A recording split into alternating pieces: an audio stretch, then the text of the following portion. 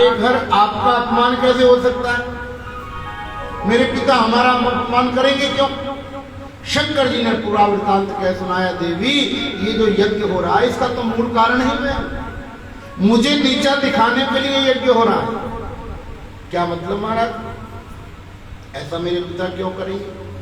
बोले प्रयागराज में तेरे पिता को प्रजापति बनाया गया था, समस्त देवी देवताओं ने उनको प्रणाम किया था, परंतु मैंने नहीं किया। सती कहती महाराज पे गलती तो आप ही की है, गलती तो अच्छा ये भी गजब है, जहां जहां बचाने की व्यवस्था होती है ना, महिलाएं अपने मायके के ऊपर आंच नहीं आने देती, सब गलती इधर वालों की निकालती रहती। आपको प्रणाम करना चाहिए था।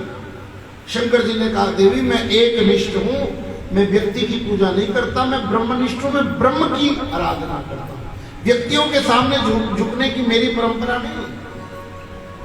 सती कहती ऐसा करो महाराज, अगर आपको खतरा है, आपको भय है अपमान होने का, तो मैं चली जाती हूँ, मैं समझा बुझा करके अपने पिताजी को भेज दूंगा। बोलो मैं समझा बुझा के अपने पिताजी को, वो आपको ले जाएगी। शंकर जी ने फिर मना कर दिया। ढोल की लाए थे माता जी मेरे लिए हरिद्वार को। अच्छा आदमी कुछ भेंट देता है ना, तो वो अपने हिसाब से ही देता है। इन्होंने कहा कि हमारा वहां सीख लिया करो भजन, लेकिन एक बात ध्यान रखना, चाबी से जो ताला खुलेगा ना वो दोबारा काम आ जाएगा, लेकिन हथौड़ी से जो ताला खुलेगा वो दोबारा काम आने वाला नहीं है। दुनिया भी शिक्षा देती है और ये गुरु लोग भी शिक्षा देते हैं, चाबी अंदर चोट करती है और हथौड़ी बाहर चोट करती है। गुरु अंदर चोट करता है और दुनिया बाहर चोट करके ज्ञान देती है। जिसके बाहर चोट हुई वो दोबारा उभरेगा नहीं, लेकिन गुरु जब हृदय पर चोट करेगा, मन पर चोट करेगा, वो महाराज सदा सदा के लिए जीवन में परिवर्तन आ जाए।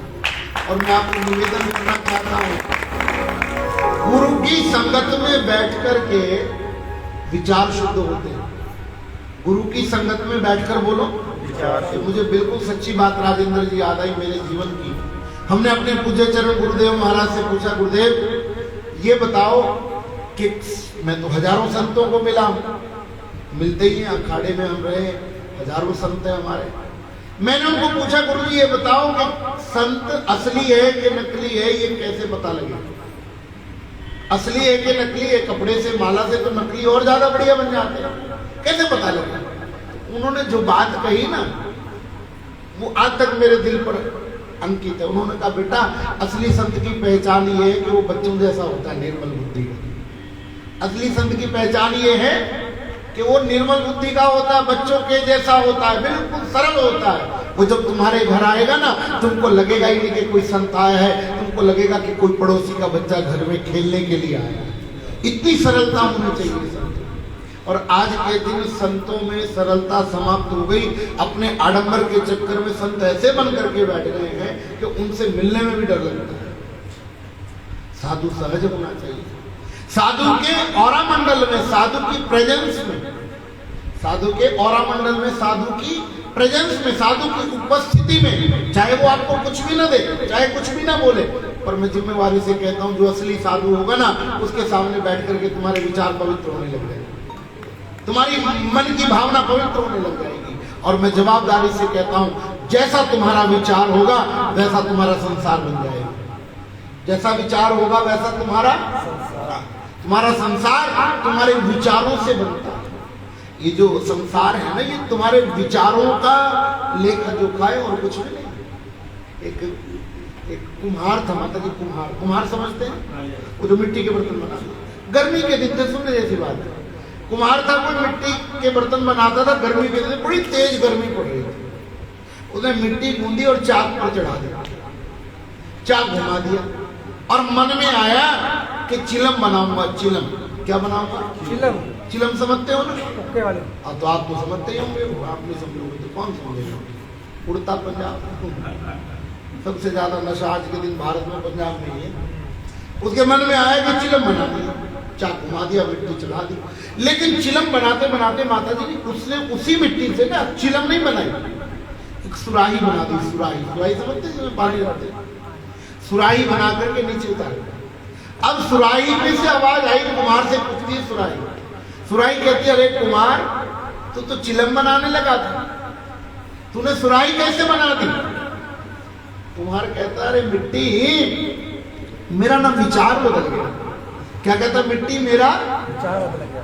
सुराही कहती, कुमार तेरा तो विचार बदल गया, पर मेरा तो पूरा संसार बदल गया। वो कैसे? बोले, अगर तुम्हें चिलम बनाई होती तो मैं भी जलती और मुझे पीने वाला भी जलता। चिलम बनाई होती तो मैं भी जलती और मुझे पीने वाला भी जलता। अब तूने सुराही बना दी है, मैं भी ठंडी रहूंगी और मुझे पीने वाला भी ठंडा रहेगा। जैसा तुम्हारा विचार होगा वैसा तुम्हारा संसार हो जाएगा। अपने विचारों की पवित्रता के लिए सत्संग जरूरी है। और सत्संग में आकर बैठने का मतलब ये नहीं कि हाजिरी लगा के चले गए, गुरु के आदेशों का पालन भी करना। गुरुवाणी कहती है, आज्ञा सब न सुसाहिब सेवा।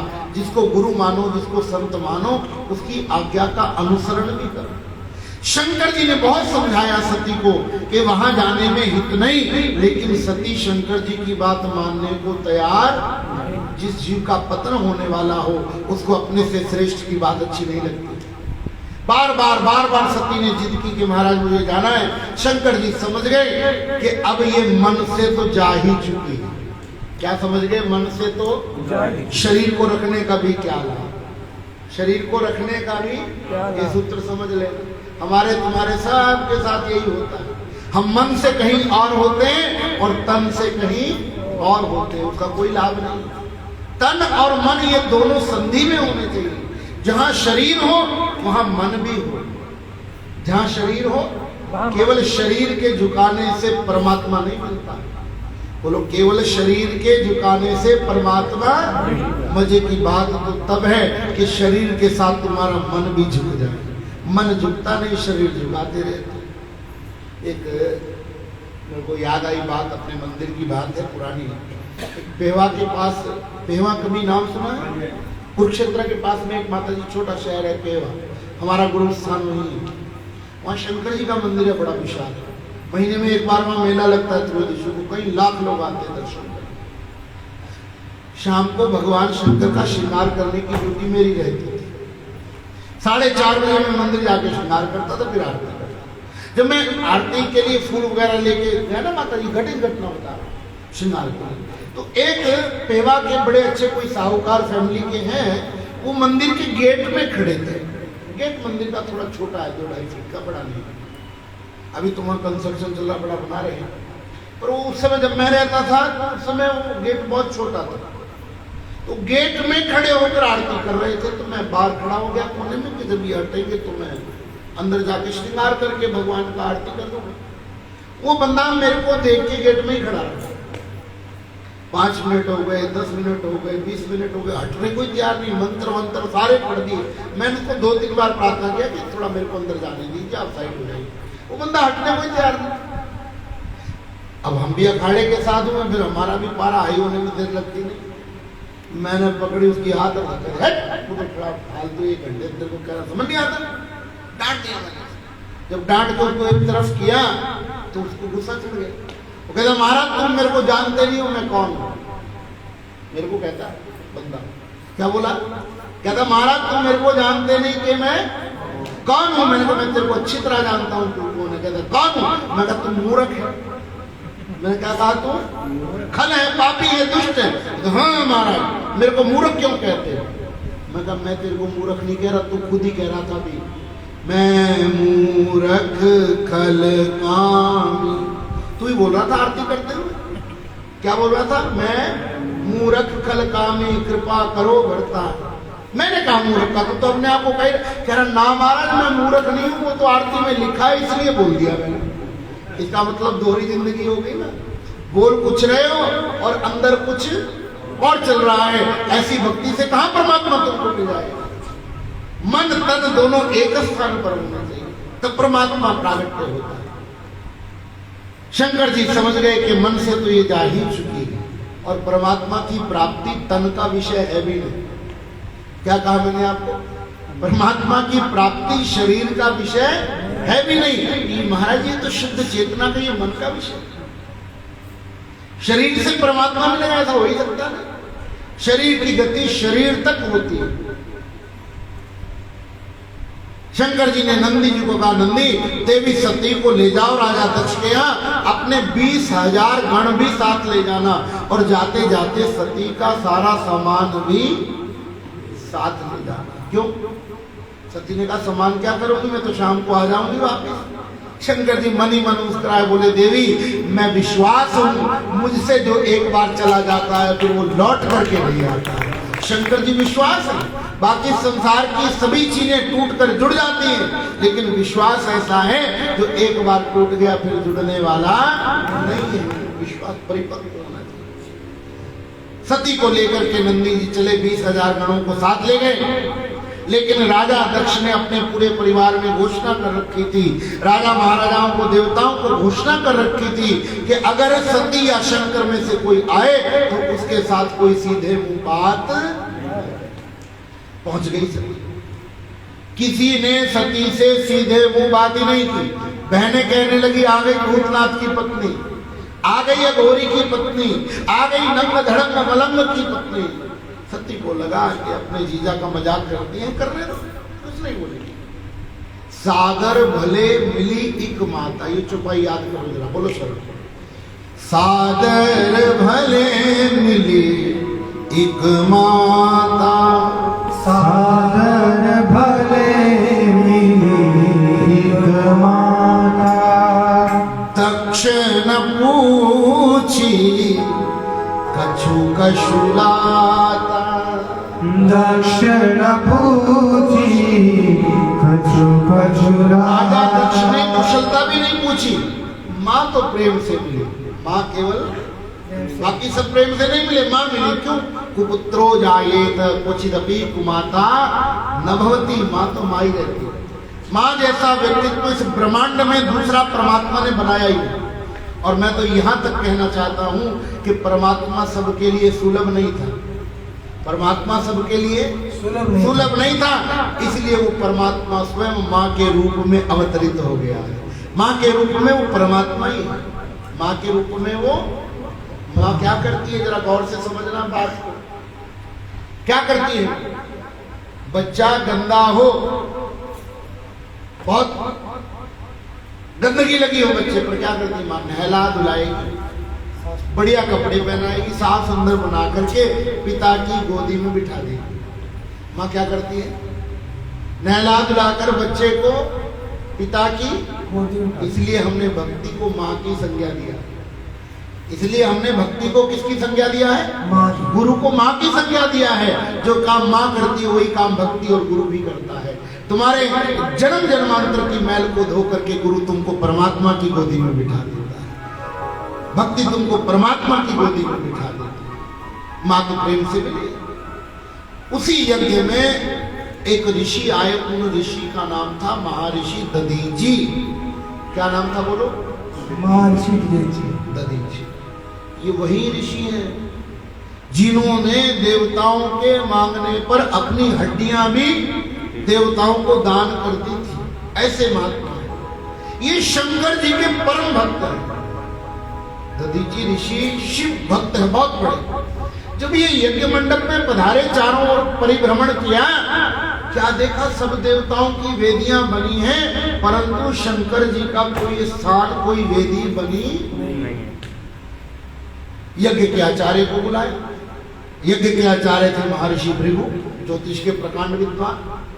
भृगु जी ने पूछा, भृगु जी आपने सब देवताओं का स्थान बनाया, परंतु शंकर जी का स्थान कोई वेदी उनकी नहीं बनाई, क्यों ऐसा? भृगु जी ने जो जवाब दिया ना वो सुनने जैसा है। भृगु जी कहते, महाराज मैंने तो वो कर्म कर दिया जो यजमान ने कहा। क्या कहा भृगु जी ने?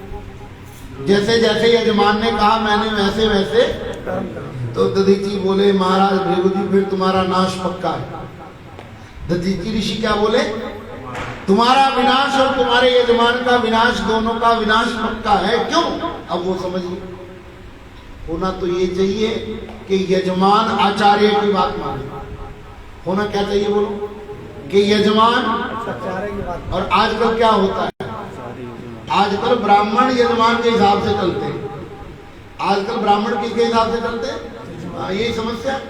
फेरे हो रहे होते हैं ना, पंडित जी को नीचे से 500 का नोट दिया, पंडित जी ने बैठ दो छेती। एक बात ध्यान रखना, जो फेरे पंडित जी को रिश्वत दे करके निभाए जाते हैं ना, निपटाए जाते हैं, तो शादियां भी जल्दी निपट जाती है, वही तलाक होते हैं।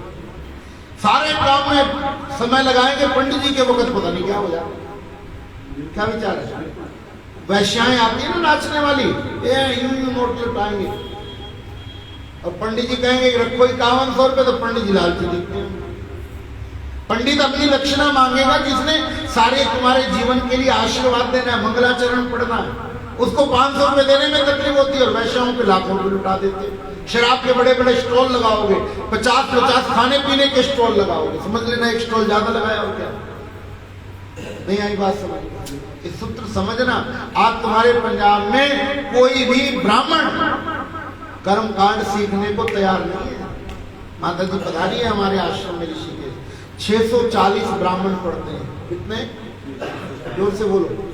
और आपको सुन के हैरानी होगी, एक भी पंजाबी नहीं, सारे उत्तराखंड और नेपाल के। आपके पंजाब के बच्चे आज कर्म कांड सीखना नहीं चाह रहे। क्यों? क्योंकि ब्राह्मणों के प्रति ऐसी भावना आप लोगों के दिमाग में डाल दी गई है, ये तो लालची होते हैं, पखंडी होते हैं, कोई बनने को तैयार नहीं। दधीची ऋषि कहते हैं, जो यजमान ब्राह्मण को अपने हिसाब से चलाए, उस यजमान का भी नाश निश्चित है, और जो आचार्य यजमान के हिसाब से चलने लग जाए, उस यजमान का भी नाश निश्चित है। कोई वैद्य, कोई बोलो वैद्य, अपने मरीज के हिसाब से चलने लग जाए, होना क्या चाहिए? मरीज को वैद्य के हिसाब से चलना चाहिए, तब तो वो ठीक हो जाएगा। और वैद्य अगर मरीज के कहने पे चलने लग जाए तो बोलो मरीज कभी ठीक होगा? नहीं हो सकता। ऐसे ही गुरु शिष्य का भी, लोग गुरु को अपने हिसाब से चलाते हैं। आजकल लोग गुरु को अपने महाराज ऐसा न करे, महाराज ऐसा करे, ऐसा न करे। नहीं, तुमने गुरु को अपने हिसाब से नहीं चलाना है, तुमने गुरु के हिसाब से चलना है, तब तुम्हारा कल्याण होगा। दधीची ऋषि ने कहा, भृगु जी आपने ये अनुचित कर्म किया, शंकर जी का स्थान यज्ञ में जरूर होना चाहिए।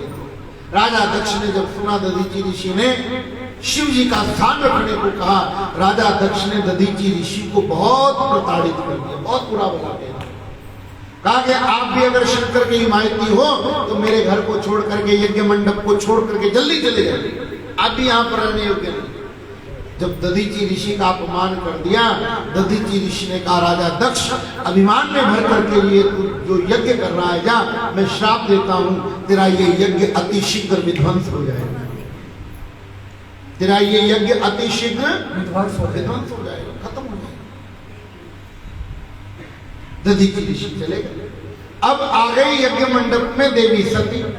सती ने भी देखा कि सबके लिए स्थान है, पर शंकर जी के लिए कोई स्थान नहीं। सती को भी बड़ा क्रोध लगा, पिताजी को कहने लगी, पिताजी आपने शिव जी के विरोध में, शंकर जी के विरोध में ये यज्ञ की रचना क्यों की? एक बात ध्यान रखना, जरा कान खोल के सुनो। आप क्या कर्म कर रहे हो? आप क्या कर्म कर रहे हो ये नहीं देखा जाएगा। आप कर्म किस भावना से कर रहे हो ये देखा जाएगा। हमारे यहाँ फलश्रुति कर्म की नहीं होती है, हमारे यहाँ फलश्रुति भावना की होती है। कर्म श्रेष्ठ हो, भावना श्रेष्ठ ना हो, फल अच्छा नहीं मिलेगा। देखो, बोलो मेरे साथ, बोलो डाकू। डाकू। माइक उनको तो आप खोजिए जैसे बोलते हैं, बोलो डाकू। डाकू। अब बोलो डॉक्टर। डॉक्टर। दोनों की राशि एक ही है, और किसी को कहना नहीं, दोनों का काम भी एक है। कोई बैठा तो नहीं डॉक्टर है, उसने भी चीरा फाड़ी करनी है, उसने भी चीरा फाड़ी करनी है। लेकिन डॉक्टर दिख भी जाए तो डर जाते हो, और डॉक्टर के पास पैसे दे के भी कौन जाते? नहीं आई बात समझ में? कर्म दोनों का एक ही है, उसने भी चीरा फाड़ी करनी है, उसने भी करनी है, परंतु कर्म के पीछे भावना क्या है? और देखिए, आपके मुंगेरिया में कोई गोली चला के किसी बंदे को मार दे, उसको मिलेगी सजा, और वही गोली किसी उग्रवादी पर, बॉर्डर पर, किसी दुश्मन पर चला करके दुश्मन को मार देवे, उसको मिलेगा मेडल। कर्म तो दोनों ने एक ही किया है, एक को सजा मिल रही है, एक को इनाम मिल रहा है। क्यों? क्योंकि कर्म नहीं देखा गया, कर्म के पीछे की भावना देखी गई। आपने कर्म पवित्र कर दिया, भले यज्ञ किया हो, लेकिन अगर किसी को नीचा दिखाने के लिए किया है तो फिर वो आपका यज्ञ भी श्रेष्ठ नहीं। माफ करना, मैंने माता जी 16 बार भागवत की कथा और शिव पुराण की कथा किया है अमरनाथ जी में, 16 बार लगातार। लेकिन फिर मैंने वहां जाना बिल्कुल बंद कर दिया। कारण वहां जो भंडारे लगते ना, भंडारे वो जरूरत के लिए नहीं लगते, दिखावे के लिए लगते, एक दूसरे का रिकॉर्ड तोड़ने के लिए लगते कि आज उन्होंने ये बनाया तो असि और बढ़िया बनाओ और बनाओ। अरे महाराज, धर्म कर्म में कंपटीशन की जरूरत नहीं होती है। भंडारे का मतलब है दाल चावल बना लो, रोटी बना लो, एक मीठा बना लो या सलाद अचार रख लो, हो गए। अब तुम भंडारे में 50 स्टॉल लगा रहे हो, क्या मतलब है भाई? यहाँ तो जबरदस्ती पैसा मांग के पर्चियां काट के जाते हैं। मेरी बात लगेगी बुरी तुमको? यहाँ जबरदस्ती पर्चियां काटते हैं, असि अन्य नहीं लेने जी, अन्य लेने, और वहां जाकर के पैसा बर्बाद करते हो। 50 भंडारे लगे और 50 स्टॉल लगे, एक आदमी कितनी चीज खाएगा? दिमाग तो लगाओ। आज भी गुरुद्वारों में लंगर चल रहे हैं, क्यों चल रहे हैं? सादी दाल रोटी होती है, बिल्कुल सिंपल भोजन होता, खाया आपको, छुट्टी नहीं आई। बात समझ लो, जहां आप दूसरे को दिखाने के लिए, दूसरे को छोटा करने के लिए कर्म करते हो, फिर वो आपका कर्म पवित्र। माफ करना, आपके यहाँ तो जागराते भी होते ना पंजाब में, अजय भाई, माँ के लिए नहीं होते, कलाकार के चक्कर में होते। असी ओनू बुलाया सीते, असी ओनू बुलाया। अरे भैया, उसने भी करना तो भजन ही है, करना तो भजन है कि नहीं है? आजकल लोग डरने लगे प्रोग्राम कराने से, क्योंकि एक दूसरे से कम कराएंगे तो उनको लगता है कि फिर हमारी बदनामी होगी। स्टेटस सिंबल है ना ये सब, क्या करोगे? आजकल माताजी कथाओं का प्रचलन इतना बिगाड़ दिया है वृंदावन वालों ने, इतना बिगाड़ दिया। माफ करना, मेरी बात अच्छी तो नहीं लगेगी।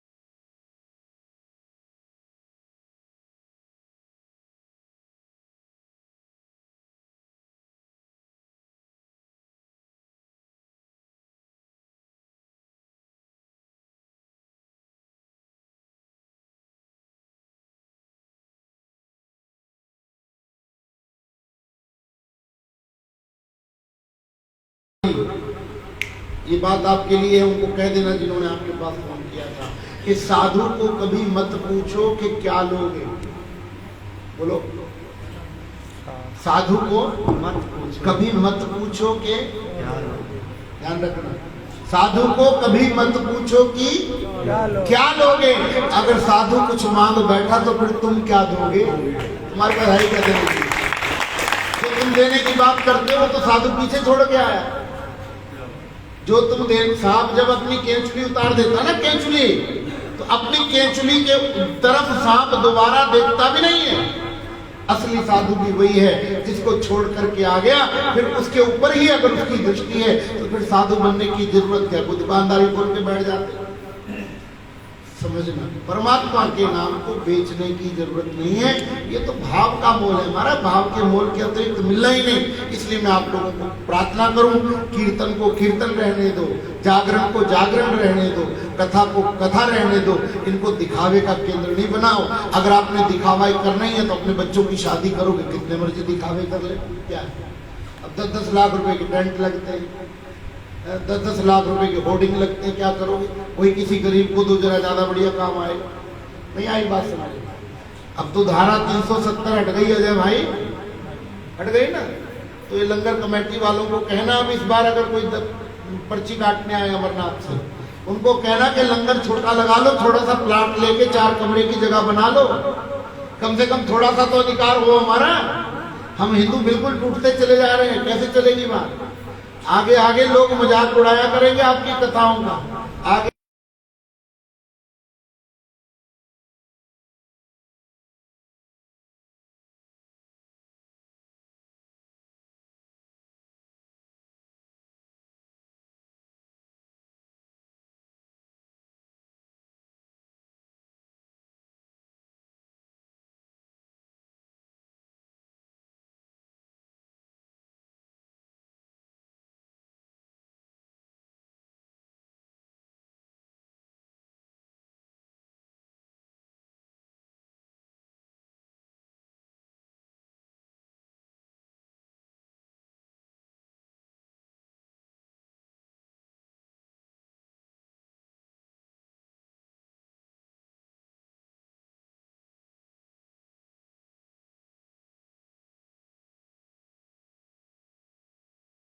आपने शंकर जी के विमुख होकर इतना बड़ा यज्ञ रचाया है, ऐसा क्यों किया?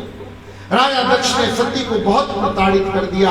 सती सोचने लगी मैं पति की आज्ञा को माने बिना आई, अब मैं पति के घर भी जा सकती नहीं हूँ। पिता ने भी अपमान कर दिया, अब मैं पिता के घर भी रह सकती नहीं हूँ। ये शरीर भी मुझे इसी दक्ष से मिला है, जो दक्ष शिव का निंदक है, उसके साथ मेरा संबंध जुड़े वो ठीक नहीं है। सती वहीं पर यज्ञ कुंड में बैठ गई, यज्ञशाला में, और संकल्प किया मन ही मन, अपने दाहिने पांव के अंगूठे को भूमि पर रगड़ा और योग अग्नि प्रकट करके अपने शरीर को उस अग्नि में दहन कर दिया। बोलो सती मैया की जय। कुछ लोग कहते हैं कि सती ने यज्ञ कुंड में कूदकर प्राण दे दिए। ऐसा विधान, ऐसी कोई कथा हमारे यहाँ नहीं है। सती भगवती ने योग अग्नि में तन जा रहा, अस कही योग अग्नि तनु जा रहा। मरते समय भगवान विष्णु की ओर देख करके सती ने वरदान मांगा, हे नारायण मुझे एक वरदान दीजिए कि मेरी जन्म जन्म की प्रीत भगवान शंकर से बनी रही। ऐसा संकल्प करके सती ने शरीर छोड़ा। जैसे ही सती ने शरीर त्यागा, नंदी जी महाराज अपने 20,000 गणों को लेकर के यज्ञ के ऊपर आक्रमण कर देते, यज्ञ विध्वंस करने लगते हैं। लेकिन भृगु जी महाराज ये भी बड़े उच्च श्रेणी के ब्राह्मण हैं, इन्होंने संकल्प किया और यज्ञ कुंड में जैसे ही आहुति डाली, यज्ञ से हजारों भृगुगण पैदा हुए। भृगुगणों ने मिलकर के नंदी जी के साथ जितने भी शिव गण आए थे उनको मार मार कर भगा दिया। नंदी जी अपना सा मुंह लेकर के कैलाश पर्वत पर भगवान शंकर के सामने आए और सारी विनती कह सुनाई, महाराज हमारा बड़ा अपमान किया राजा दक्ष ने, आपकी धर्मपत्नी देवी सती ने भी शरीर त्याग दिया है। इतना सुनकर के भी शंकर जी को क्रोध नहीं आया। अंत में नंदी जी ने कहा, महाराज और तो और राजा दक्ष ने आपके परम भक्त महर्षि दधीची का भी अपमान किया, आपके परम भक्त महर्षि दधीची ऋषि का भी अपमान किया।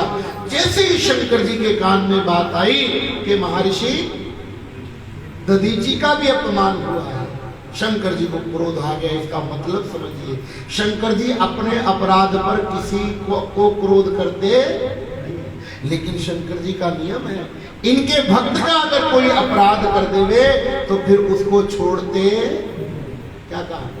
शंकर जी अपने भक्त के लिए तत्पर खड़े रहते हैं। इसको थोड़ा और समझ लीजिए। आपने कभी रामायण जरूर देखी होगी टीवी में, देखी किस किस ने? राम जी ने रामेश्वरम में सेतु बंद बनाने से पहले एक शिवलिंग की स्थापना की।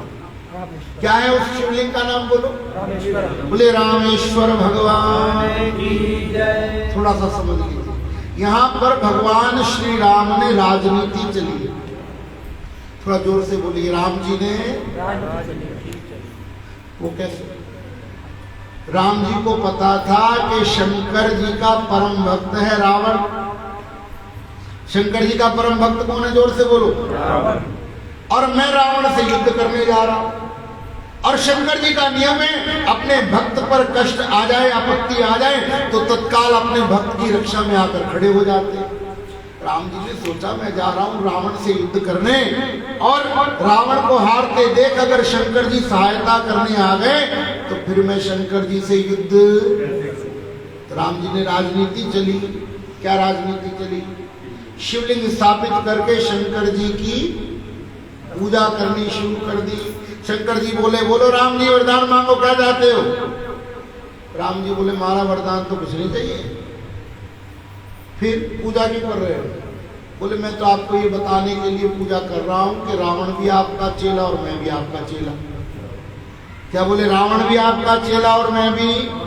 तो चेलों चेलों की लड़ाई होने देना, गुरु जी आप बीच में नहीं आई बात समझ। शंकर भगवान ये बहुत बड़ी, क्योंकि शंकर जी का नियम है ना, अपने भक्त का अपराध कभी सहन नहीं करते। निज अपराध रिसाई न काहू, निज अपराध रिसाई न काहू। अपने अपराध पर किसी से रुष्ट होते ही नहीं, लेकिन उनके भक्त का कोई अपराध कर दे तो फिर शंकर जी उनको छोड़ने वाले नहीं हैं। जैसे ही सुना दधीचि ऋषि का अपमान हुआ, शंकर जी ने क्रोध में भर करके अपनी जटाओं को खोला, एक जटा उखाड़ी और एक पर्वत पर फेंक दी। जैसे ही जटा पर्वत से टकराई, उस पर्वत के दो हिस्से हो गए।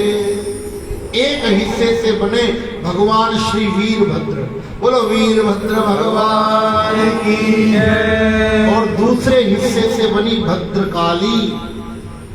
एक हिस्से से वीरभद्र और दूसरे हिस्से से भद्रकाली। और दोनों को शंकर जी ने आशीर्वाद दिया कि जितनी शक्ति मेरे अंदर है, हे वीरभद्र, हे भद्रकाली, तुम दोनों के अंदर भी उतनी ही शक्ति है, मुझसे कम नहीं है तुम्हारी शक्ति। तुम दोनों जाओ। राजा दक्ष ने बहुत अभिमान के मद में चूर हो करके, पद के मद में चूर हो करके बहुत बुरे कर्म कर दिए हैं। अब उसको कर्मों का दंड मिलना ही चाहिए। जाओ, अगर राजा दक्ष की सहायता करने कोई देवी, कोई देवता, कोई यक्ष, कोई गंधर्व, कोई किन्नर, कोई ऋषि, कोई मुनि, कोई भी आए, उसको भी जीवित नहीं छोड़ना। शंकर जी के गण का नाम है वीरभद्र।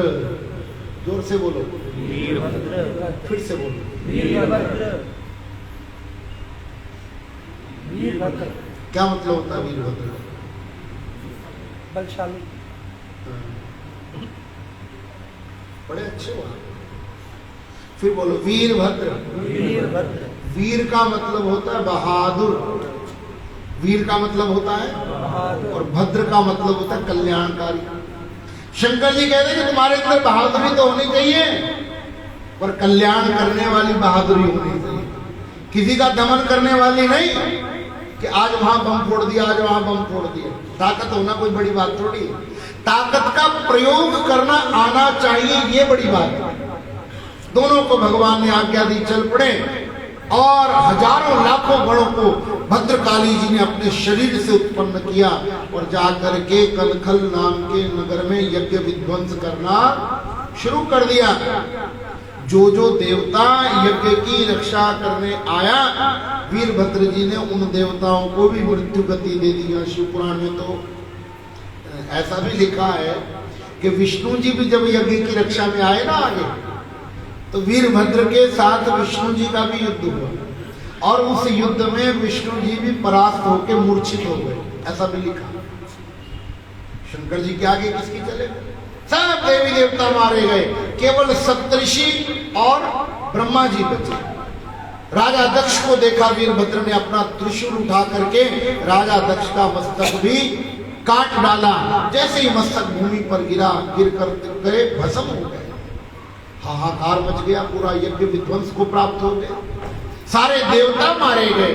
ब्रह्मा जी ने सोचा अब मेरी सृष्टि कैसे चलेगी, तो पूरी व्यवस्था बिगड़ गई।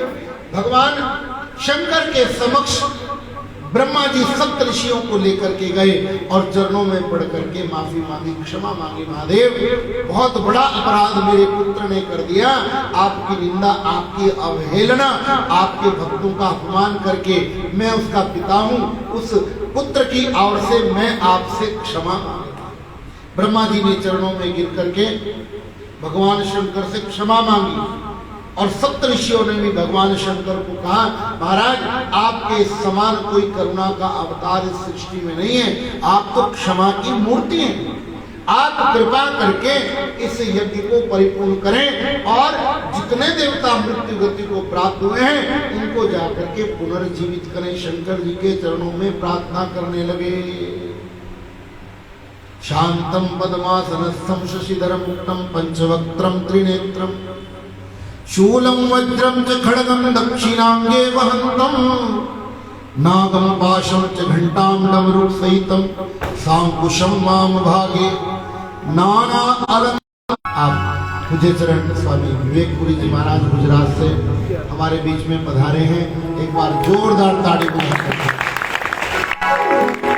ये कौन से महात्मा जी मैं आपको बताऊंगा, याद करना है कि मैंने बात सुनाई थी मोटरसाइकिल वाली, याद है? किसकी को याद है?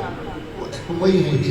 बोलो शंकर भगवान हर हर महादेव। जन जन का कल्याण करे मेरा डमरू वाला, जन जन का कल्याण करे मेरा डमरू वाला, जन का शरण।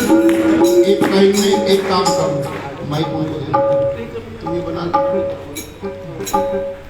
दो तरफा भावे रावण मना ते भावे जागरण मना, एक तरफा जिंदगी ठीक रहे। दोनों हाथ जोड़ करके गाइए। जन जन का कल्याण करे मेरा डमरू वाला, जन जन का कल्याण करे मेरा डमरू वाला, जन जन का कल्याण करे मेरा डमरू वाला, कल्याण करे मेरा डमरू वाला, जन जन का कल्याण करे मेरा डमरू वाला, जन जन का कल्याण करे मेरा डमरू वाला, जन जन का कल्याण करे मेरा डमरू वाला, जन जन का कल्याण करे मेरा डमरू वाला। एक मेरी प्रार्थना है सभी को, महिलाएं भले ना बोले, आज मैं आपको नहीं कहूंगा कुछ भी, पर पुरुष तो बोले कम से कम, उनका तो व्रत है, तुम्हारा तो नहीं है। दोनों हाथों पर जन जन का कल्याण करे मेरा डमरू वाला, जन जन का कल्याण करे मेरा डमरू वाला, जन जन का कल्याण करे मेरा डमरू वाला, जन जन का कल्याण करे मेरा डमरू वाला, हर मुश्किल आसान करे मेरा डमरू वाला, हर मुश्किल आसान करे मेरा डमरू वाला, हर मुश्किल आसान करे मेरा डमरू वाला, हर मुश्किल आसान करे मेरा डमरू वाला, हर मुश्किल आसान करे मेरा डमरू वाला, हर मुश्किल आसान करे मेरा डमरू वाला, हर मुश्किल आसान करे मेरा डमरू वाला, हर मुश्किल आसान करे मेरा डमरू वाला, जन जन का कल्याण करे मेरा डमरू वाला, जन जन का कल्याण करे मेरा डमरू वाला, जन जन का कल्याण करे मेरा डमरू वाला, जन जन का कल्याण करे मेरा डमरू वाला। सभी दोनों हाथ ऊपर करके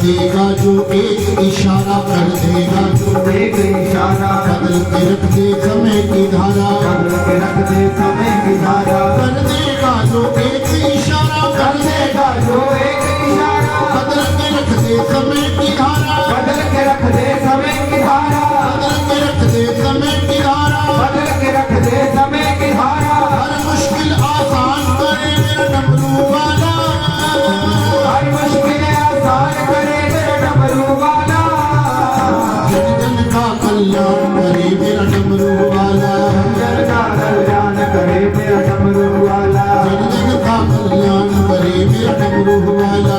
जन का कल्याण करे मेरा डमरू वाला। एक बार दोनों हाथ ऊपर करके ताड़ी बजाए सभी।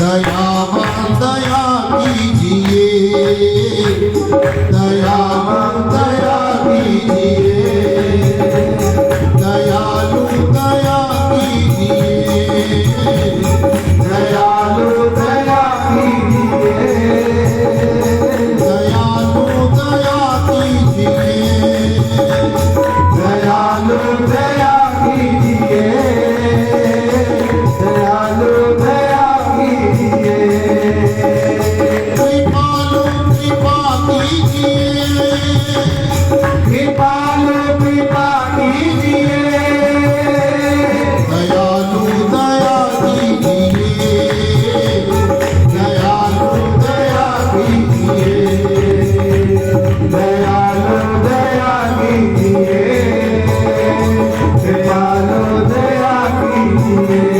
शंकर भगवान की जय। हर हर महादेव।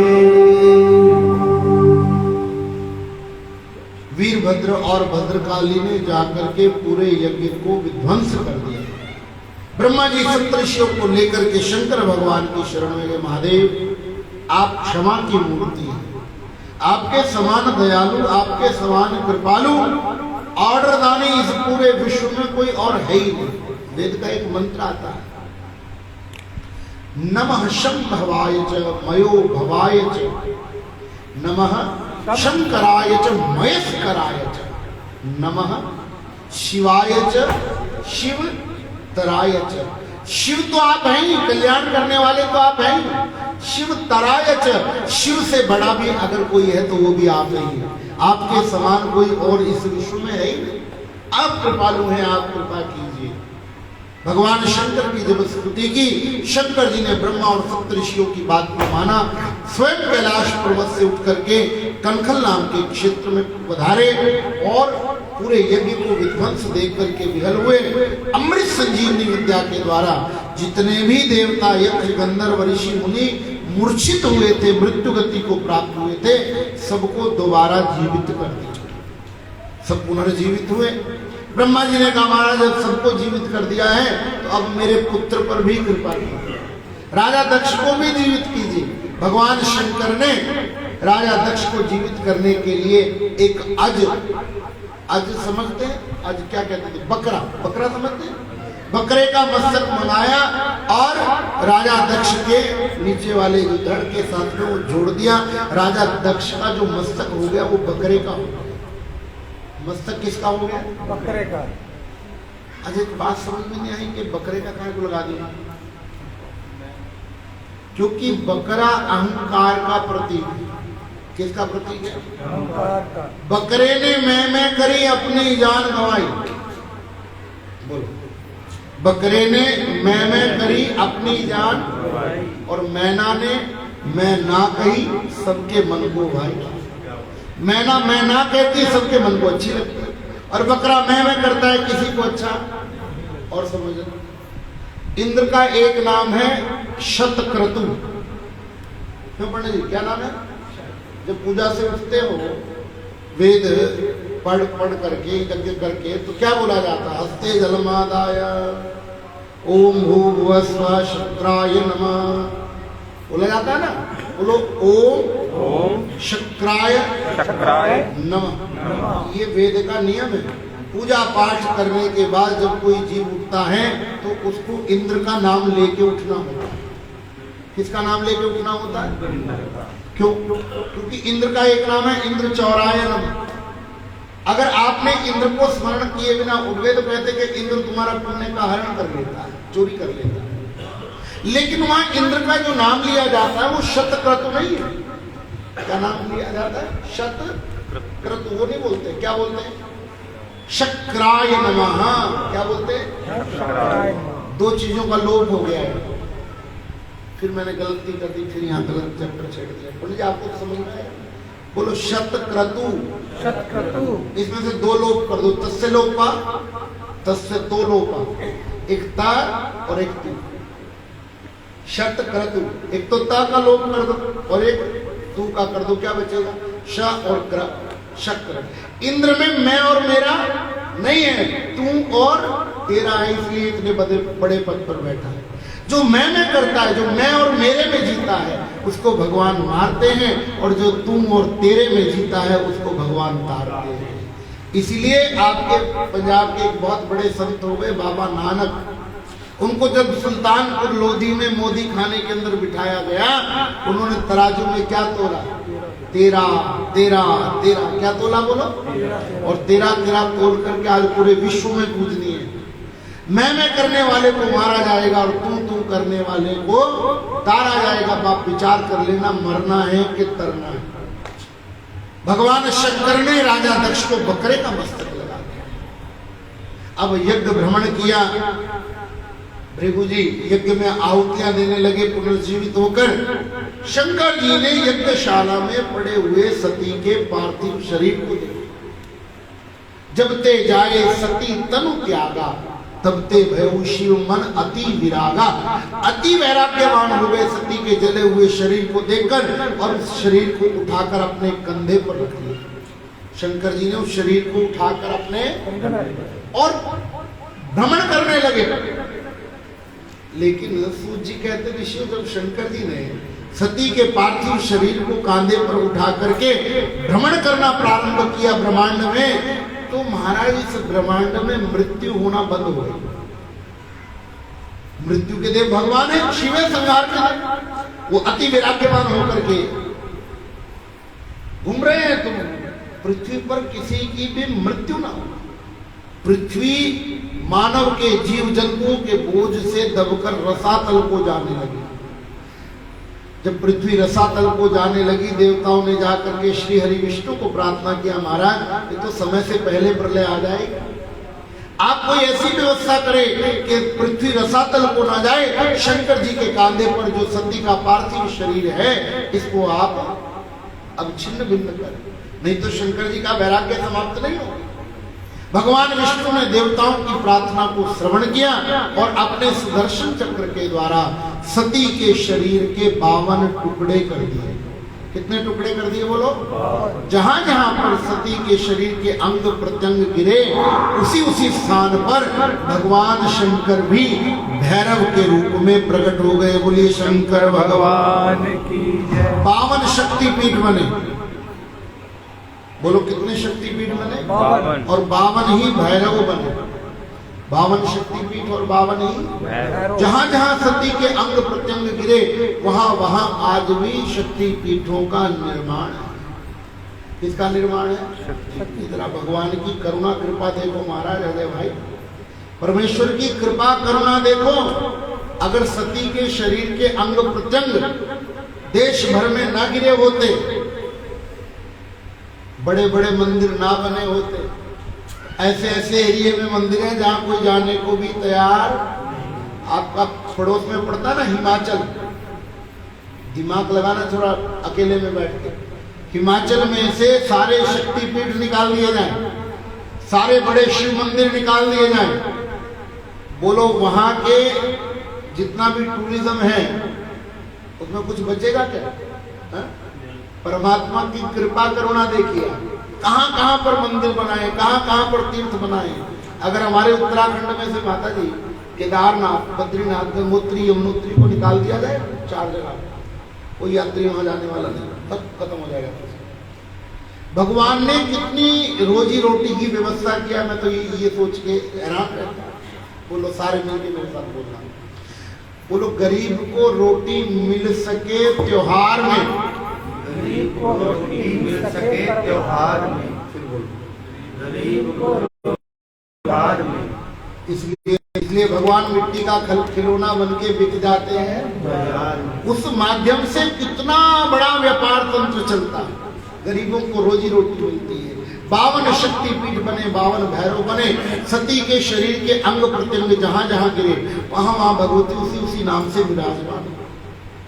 जहां पर केश गिरे वहां स्थापित हो गई महामाया कालिका देवी। जहां पर वज्र स्थल गिरा वहां वज्रेश्वरी मां बनी। जहां पर ये कोहनी का हिस्सा गिरा वहां हरसिद्धि भगवती। जहां योनि मंडल गिरा वहां पर कामाख्या भगवती विराजमान हुई। जहाँ दांत गिरे वहां पर रक्त दंतिका, जहाँ कंठ गिरा वहां पर नल कुबरी, जहाँ नाक गिरा वहां सुगंधा देवी, जहाँ पर नयन गिरे वहां पर बोलो। पर यहाँ पर माफ करना थोड़ा सा, ये तुम्हारी हिमाचल वाली नैना देवी जी का वर्णन नहीं ना, ये तो नैना गुज्जर था, एक तो गुजरों का एक था, उसने माता जी को प्रकट किया था। बाद में गुरु गोविंद सिंह जी ने भी वहां पर माता जी की आराधना किया, ऐसा वर्णन मिलता है। उनका लिखा हुआ एक ग्रंथ है, ये तो अब तो लुप्त करने लग गए उसको, वो जो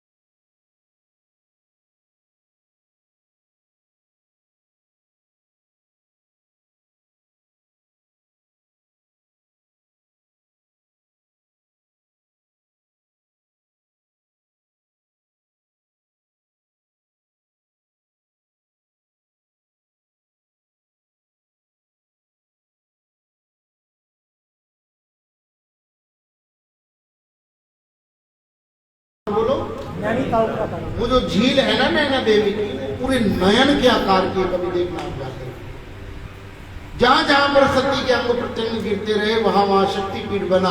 जहां नाभि मंडल गिरा, नाभि, वहां पर बनी माया देवी। माया देवी आजकल हरिद्वार में है। कहाँ है? हरिद्वार। पहले हरिद्वार का नाम हरिद्वार नहीं था, पहले हरिद्वार का नाम था मायापुरी। क्या नाम था? मायापुरी। सप्तपुरियों में एक पुरी है, मोक्ष देने वाली। हिमाचल में केवल एक शक्तिपीठ का वर्णन है वैसे तो, वो है ज्वालामुखी। कौन सी? ज्वालामुखी, जहां मां भगवती जी की जिभ्या गिरी थी। बाकी किसी शक्तिपीठ का वर्णन हमारे ग्रंथों में, वैसे तो वैष्णो देवी का भी नहीं, हमारे प्राचीन ग्रंथों में। तो ग्रंथों की अगर बात करें, आर्ष जो ग्रंथ है, लौकिक कथाएं बहुत सारी बन जाती है, मैं किसी का विरोध नहीं करता हूं, पर जो हमारे आर्ष ग्रंथ है, देवी भागवत है, शिव पुराण है, स्कंद पुराण है, इसमें उनका वर्णन नहीं है। हिंगलाज का भी वर्णन है, ढाकेश्वरी का भी वर्णन है, कुछ शक्तिपीठ श्रीलंका में ऐसा भी वर्णन है, अफगानिस्तान का भी वर्णन है, जिसको आजकल अफगानिस्तान कहते हैं। एक जगह पड़ती है जॉर्जिया, अभी जहां युद्ध चला था ना, यूक्रेन, नाम सुना था ना? उसके पास में एक जगह है गोरे भाई, नेट पर सर्च करना, उस शहर, छोटा सा शहर है, कस्बा सा, उसका नाम है अदरबैजान। क्या नाम है? अदरबैजान। जैसे ज्वाला जी में माँ की जोत जलती है ना, अदरबैजान में भी माता जी की जोत वैसे ही जलती है, और उसके मैंने दर्शन भी किए, मैं गया हूँ वहाँ मंदिर बना, अभी यहूदी लोग पूजा करते हैं। मेरा जो कहने का भाव है, जहां जहां पर सती के शरीर के अंग प्रत्यंग गिरे वहां वहां शक्तिपीठ का निर्माण हुआ। भगवान श्री भैरव जी भी वहां वहां पर स्थापित हो गए। भगवान शंकर के शरीर से जब सती का संपूर्ण शरीर विगत हुआ, विसर्जित हुआ, शंकर भगवान जाकर के कैलाश पर्वत पर साधना करने लग गए। बोलो शंकर भगवान की जय। उमापति महादेव। शंकर जी को साधना करते करते करते करते जब बहुत समय बीत गया, इस पृथ्वी पर एक दैत्य का जन्म हुआ। उस दैत्य का नाम था तारकासुर। क्या नाम था? तारकासुर। वो, उसके बारे में ऐसा लिखा है महाराज जी यहाँ कि 4 हाथ रोज बड़ा हो जाता था। कितने हाथ? 4। ये मेरे को बात हजम नहीं हो रही है। 4 हाथ रोज बड़ा हो जाता तो सोएगा कहाँ बेचारा? कमरा तो बन ही नहीं सकता, कपड़े कौन से पहनेगा? हमारे हिंदुओं के ग्रंथ बड़ी सांकेतिक भाषा में लिखे। तारकासुर इतना विशाल काय राक्षस था कि पूरी पृथ्वी पर उसने अपना आधिपत्य स्थापित करके सब राजाओं को मार दिया और पूरी पृथ्वी पर राक्षसी विद्या की परिकल्पना करके राक्षसी वातावरण बना दिया। कैसा वातावरण बना दिया? इसको थोड़ा सा 1 मिनट में समझिए, फिर आरती करेंगे। तारकासुर का जन्म कब हुआ? जब भगवान शंकर बैठ गए समाधि में। जोर से बोलो, जब शंकर जी बैठ गए समाधि में। इसका मतलब क्या? इसका मतलब ये है कि आपका समाज तब बिगड़ता है इसका मतलब ये है कि आपका समाज, राजेंद्र जी, आपका समाज तब बिगड़ता है कब? जब श्रेष्ठ लोग समाज पर ध्यान देना बंद कर देते। जब श्रेष्ठ लोग समाज पर ध्यान देना बंद कर देते तब आपका समाज बिगड़ जाता है। भारत में 3 प्रकार के लोग हैं। बोलो, भारत में कौन कौन से? बहुत अमीर, मध्यम वर्गीय और बहुत गरीब। अमीर कहता है कि मेरे को जरूरत नहीं। अमीर कहता है मुझे समाज सुधारने की कोई जरूरत नहीं। मध्यम वर्गीय कहता है कि मेरे पास फुर्सत नहीं, मैं तो काम में इतना लगा। और गरीब कहता है कि मेरे में हिम्मत नहीं। अमीर कहता है मेरे को जरूरत नहीं, मध्यम वर्गीय कहता है मेरे को फुर्सत नहीं, और गरीब कहता है मेरे में। बोलो, समाज सुधरेगा कैसे? ये चरंती श्रेष्ठा जना लोका तद अनुवर्तते महाजनो ये न गता सपंथा। श्रेष्ठ लोग जिस समाज की परिकल्पना करके समाज की स्थापना करते हैं, बाकी के लोग फिर उसी मार्ग पर चलते हैं। इसलिए समाज के श्रेष्ठ लोगों को चाहिए कि वो अपने समाज को सुधारने के लिए समय समय पर कोई ना कोई सत्संग करें, कोई ना कोई यज्ञ करें, कोई ना कोई ऐसी व्यवस्था बनाएं जिससे आपके समाज में सुधार आता रहे। आपके समाज की बुद्धि जो भ्रष्ट होती चली जा रही है, उस बुद्धि को सुधारने के लिए समाज के श्रेष्ठ जनों को ये चाहिए कि वो पैसे केवल जोड़ जोड़ करके ना रखें तिजोरियों में, वो अपने धन का सदुपयोग करके अपने समाज को सुधारने की व्यवस्था भी करें। अगर श्रेष्ठ लोग समाज को सुधारने पर ध्यान नहीं देंगे तो फिर आने वाले समय में सामाजिक समरसता बिल्कुल खत्म हो जाएगी। शंकर जी आपको यही ज्ञान देते हैं कि श्रेष्ठ जनों को समाज पर भी ध्यान देना चाहिए। बोलो शंकर भगवान की। अब मैं आप लोगों को एक खुशखबरी सुनाना चाहता हूँ। हाथ खड़े करो, कौन कौन खुशखबरी सुनेगा? आज थोड़ा सा जल्दी इसलिए कर रहा हूँ कि माताओं ने वो तैयारी करनी हो, वो घुमाते ना, वो क्या कहते हैं, वो क्या बोलते हैं, कथा सुननी हो, थाली वाली जो भी करते हैं। तो आज आप हैं, हाँ, वो क्या कर बड़ा बड़ा कैसे करो तो कितना वैसा ही रहेगा। बोलो शंकर भगवान। 1-2 मिनट कीर्तन करो, फिर आरती करें। सदगुरुदेव महाराज, आप 5 मिनट आशीर्वाद देंगे। 5 मिनट कल तो जाना हरिद्वार। बोलो शंकर भगवान की जय। उमापति महादेव की। हर हर महादेव। राजा रामचंद्र भगवान की जय। एक दिन माही दे कर जाना, निजिंदे कोई जज सीख ले। एक दिन माही दे कर जाना, निजिंदे कोई जज सीख ले। मेरे को बोलो, एक दिन माही दे कर जाना, निजिंदे कोई। लेकिन मेरी प्रार्थना है कि ये भजन सबने नहीं गाना। क्या कहा? ये भजन बोलो सबने नहीं गाना, सबने नहीं गाना। ये भजन केवल उसने गाना है जिसको लगता है कि जाना नहीं। बाकी ना, कल का भरोसा है किसी को? बोलो तुम्हारे में से क्यों? राम प्यारी, कल का है भरोसा? तेरे नहीं है ना। और अचार तुमने पूरे साल का डाल रखा है, आटा 2 महीने का भिजवा रखा, भरोसा कल का भी नहीं। बोलो शंकर भगवान का। ये सब मिलके गाएंगे। एक दिन माही दे कर जाना, निजिंदे कोई जज सीख ले। एक दिन माही दे कर जाना, निजिंदे कोई जज सीख ले। तेनू फेर पवेगा पछताना, निजिंदे कोई जज सीख ले। तेनू फेर पवेगा पछताना, निजिंदे कोई जज सीख ले। एक दिन माही दे कर जाना, निजिंदे कोई जज सीख ले।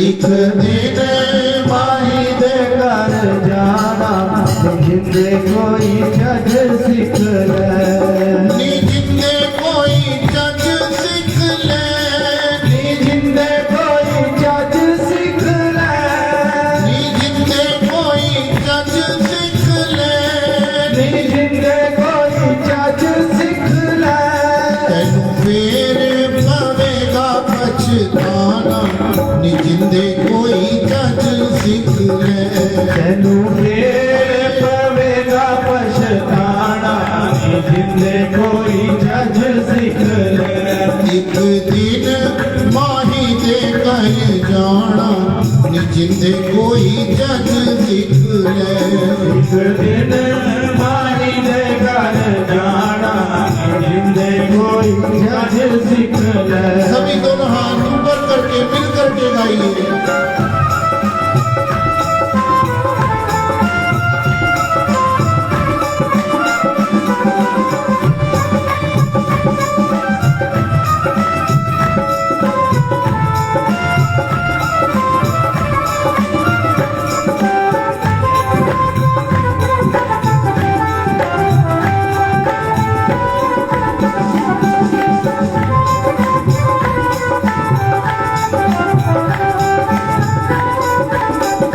नाम दे रंग विच चोला रंग ले नाम दे रंग विच चोला रंग ले नाम दे रंग विच चोला रंग ले नाम दे रंग विच चोला रंग ले प्यार सतगुरु दा रब तो मंग ले प्यार सतगुरु दा रब तो मंग ले प्यार मुर्शद दा रब तो मंग ले प्यार मुर्शिद दा रब तो मंग ले इथे मुड़ मुड़ के नहीं आना इथे मुड़ मुड़ के नहीं आना नी जिंदे कोई जज सिख ले इसे मोड़े मोड़ के नहीं आना जिंदे कोई जज सिख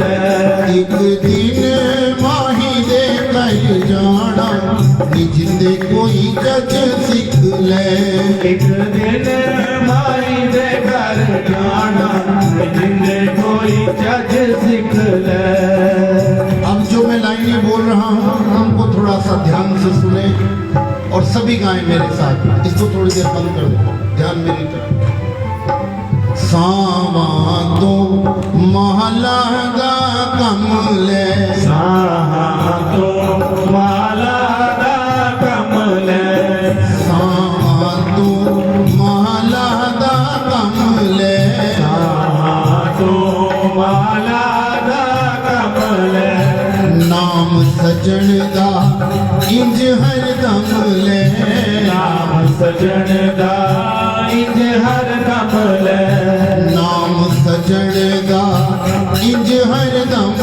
ले नाम सजन दा इंज हर दम ले नाम सजन दा इंज हर दम ले क्यों ए वेला हथ नहीं आना नी जिंदे कोई जज सिख ले ए वेला हथ नहीं आना जिंदे कोई जज सिख ले एक दिन माही दे कर जाना नी जिंदे कोई जज सिख ले एक दिन माई दे घर जाना जिंदे कोई जज सिख ले पहले सुने फिर गाए एक दिन माही दे घर जाना माई दे घर जाना माई ने तो आप भी प्यो दे घर जाना एक दिन माही दे घर जाना नी जिंदे कोई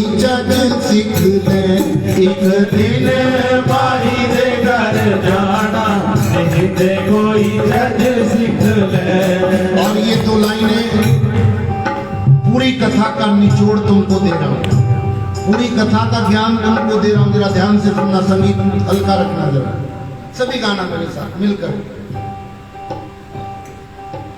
किसी सतगुरु दा पलड़ा फड़ ले किसी सतगुर दा पलड़ा फड़ ले किसी सतगुर दा पलड़ा फड़ ले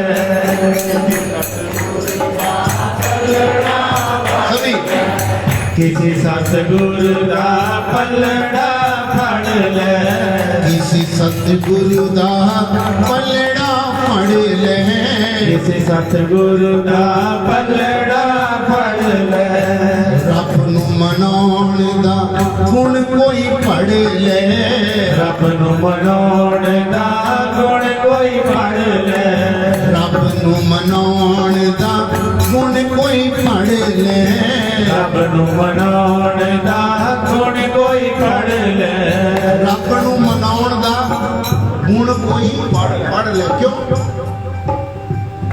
इथे मुड़ मुड़ के नहीं आना नी जिंदे कोई जग सिख ले इथे मुड़ मुड़ के नहीं आना नी जिंदे कोई जज सिख ले एक दिन माही दे घर जाना नी जिंदे कोई जग सिख ले एक दिन माही दे घर जाना नी जिंदे कोई जज सिख ले तेनू फेर पवेगा पछताना नी जिंदे कोई जग सिख ले तेनू फेर पवेगा पछताना जिंदे कोई जज सिख ले हर महादेव। एक दो सूचनाएं मैं आपको दे दूं। एक तो आज माताओं से मेरी प्रार्थना है कि प्रसाद ले लेना जरूर, पर कहीं स्वाद में गलती में खा मत जाना, कि तुम्हारे पति की गारंटी खत्म कर पड़ी हो जाएगी, ध्यान रखना। दूसरी बात, कल कथा को विराम देंगे सुबह 10:30 बजे से 12:30 बजे तक। बोलो 10:30 से 12:30 बजे। कल प्लस पॉइंट ये है कि शिव जी दे ब्याह की कथा होनी है पार्वती नाल, ते तुहाडी रोटी सारियां दी इत्थे ही है। कल दोपहर का भोजन साढ़े वाले कल, ठीक है। बोलो शंकर भगवान की जय। आस पास में सबको बता देना कि देवाजी दे भंडार है, फिर जरा हाल भर जाएगा। बोलो शंकर भगवान। कल प्रातः काल कथा 10:30 से 12:30 बजे तक होगी, उसके बाद भंडारा होगा। इस बार इतनी ही सेवा से आप लोग प्रसन्न हो। फिर कभी देवा जी ने मौका दिया तो मैं फिर आ जाऊंगा तुम्हारी सेवा करने के लिए। बोलो शंकर भगवान की। एक दो छोटी छोटी सूचनाएं और हैं, समझ लीजिए। कुछ लोगों के दिमाग में, बुद्धि में, मन में ऐसी बात बैठी है कि महाराज कथा का बहुत पैसा लेते हैं। लेता हूँ, इसमें कोई शंका नहीं है राजेंद्र जी, कि लेता हूँ, लेकिन लेता तब हूँ अगर कोई देता है सामने, मांग के नहीं लेता। बोलो शंकर भगवान। हम कथा का कभी पैसा मांगते नहीं, हम लोग कथा का पैसा कभी, कोई देवे तो मना भी नहीं करते, देना तुम्हारी मर्जी। अब तुम चढ़ा के जाते, मैं रोकता थोड़ी, बिना चढ़ा के आता हुआ माल किसको बुरा लगता है। बोलो शंकर भगवान। डिमांड करके खोल करके कथा करने का विधान नहीं है। आप अपनी स्वेच्छा से जो करते हैं वो करना ही चाहिए। तो ये दिमाग में रखना नहीं कि महात्मा लोग बहुत पैसा लेते हैं। महात्मा लोग तो पैसा नहीं लेते, पर जो व्यापारी लोग आजकल कथा के क्षेत्र में आ गए हैं वो डिमांड करके जरूर लेते हैं। बोलो शंकर भगवान। अब आगे की सुहे सुहे चोलिया वाली माता का सदाई।